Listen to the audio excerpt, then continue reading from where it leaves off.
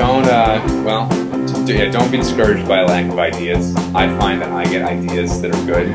Very rarely I get a lot of bad ideas. I try to, writing down your ideas is great. I always write, I have a smartphone, so I write, because I have like a ability to type very fast. I write down notes a lot. I never think of like a title for a book, even though I don't know what it's about. Like the bully book was just a title. I was like, book about how to be a bully. It's called The Bully Book. That's a great title. And I just wrote that title and I didn't have any idea what the plot. But I think it's important to make quick notes. Generate a lot of ideas. Don't worry when mostly bad. I think I've only had about 3 or 4 good ideas in my entire life.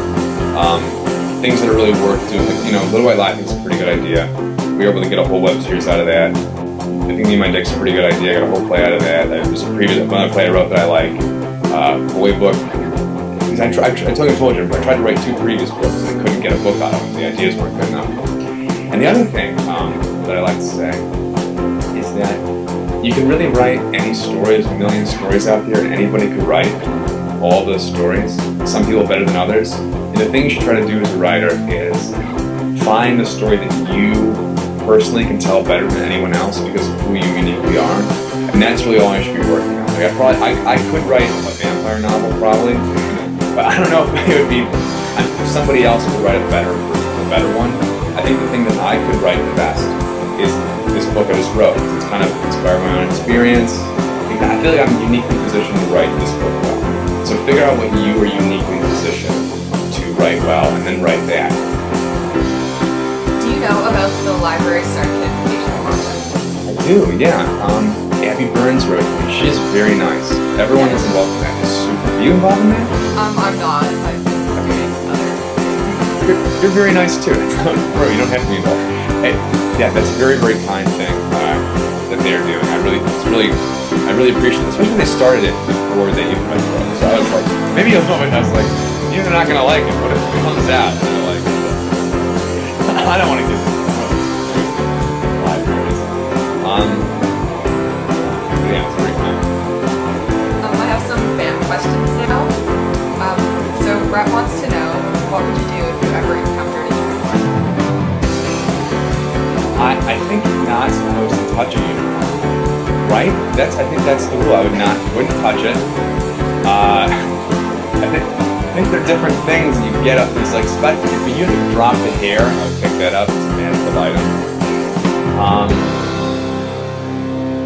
Yeah, I would just appreciate it kind of, and I would hang out in the glade that it was in. I would think it's a magical glade. I enjoy the healing properties of that area. And then Kristen Hippie asks, what is it like to suddenly have fans and become a known starkid? It's people, what's nice is having readers, people that read the book. It's nice having people read the book. That's very, very nice. The nicest part of it is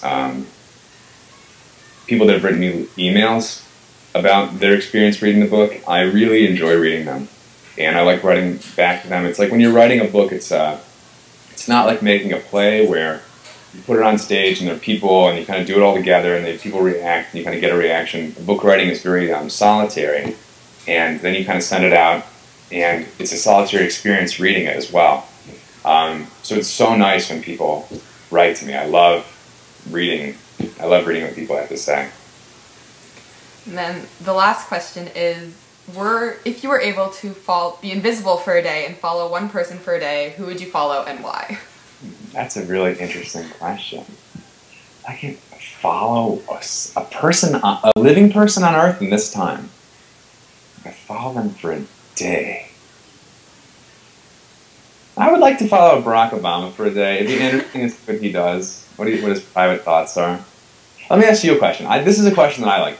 If you had the choice of being invisible or flying, what would you choose?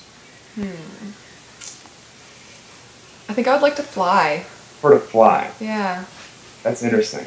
See, I think that's like, for me it's hard. It's like I kind of think I'd want to be invisible, because I think if I had the ability to fly, everybody on Earth would know about you, and they'll all be looking at you and go, oh, there's Eric, he's flying. Flying again, you know, this guy. And I wouldn't want everybody looking at me all the time. But if I'm an invisible guy, I could do a lot of interesting things. I guess I could, yeah. I guess it's nothing creepy, but yeah, it's an interesting question. I follow Barack Obama around probably. Probably, that's a good question. Good answer. So that's